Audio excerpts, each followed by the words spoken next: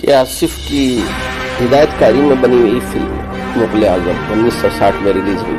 इसमें मुख्य किरदार दिलीप कुमार, पृथ्वीराज चव्हाण, मधुबाला और अजीत ने अदा की। इसके कुछ मखसूस डायलॉग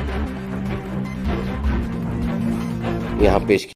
मेरे बनाए हुए मुजस्समे शहजादों और बादशाहों को पसंद नहीं आएंगे, क्योंकि ये सच बोलते हैं। फूल तो मुरझा जाते हैं लेकिन कांटे दामन थाम लेते हैं। मधुबाला का ये फेमस डायलॉग। शहंशाह की इन बेहिसाब बख्शिशों के बदले कनीज़ जलालुद्दीन मोहम्मद अकबर को अपना खून माफ़ करती है। मेरा जिस्म ज़रूर ज़ख्मी है लेकिन हिम्मत ज़ख्मी नहीं। ताज उन सरों पर नहीं रहता जिनके करीब खौफ आ जाए। तय खाने के भारी दरवाजे तलवारों से नहीं तकदीरों से खुलते हैं। मालूम होता है जैसे किसी फरिश्ते ने आसमान से उतरकर संग मरमर में पनाह ली है।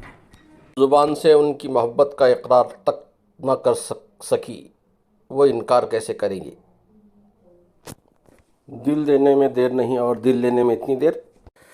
कनीज़ को खंजर की नाफरमानी पे हैरत है और अपनी बदनसीब ज़िंदगी से शिकायत है।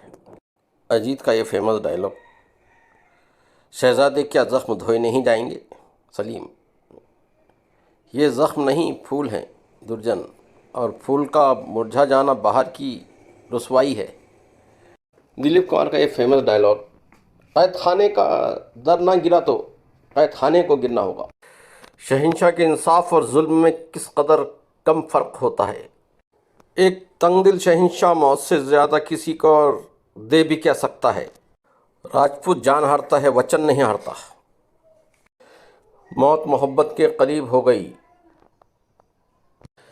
अनारकली, जब तक ये दुनिया कायम रहेगी तुम लफ्ज़ मोहब्बत की आबरू बनकर ज़िंदा रहोगी।